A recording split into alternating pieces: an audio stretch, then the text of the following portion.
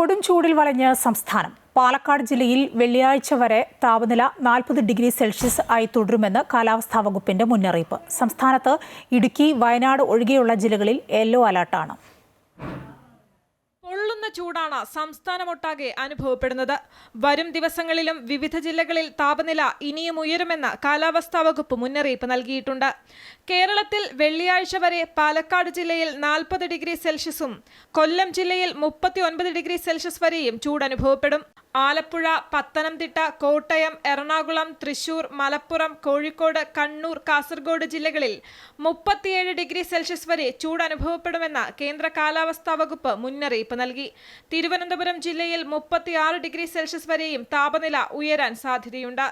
ഉയർന്ന ചൂട്, സൂര്യാഘാതം, സൂര്യതപം, നിർജ്ജലീകരണം തുടങ്ങി നിരവധി ഗുരുതരമായ ആരോഗ്യ പ്രശ്നങ്ങൾക്ക് കാരണമാകും.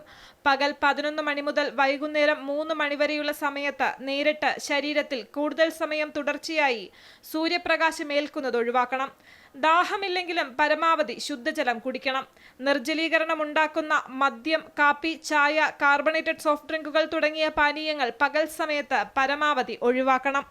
അമൃത ന്യൂസ്, തിരുവനന്തപുരം.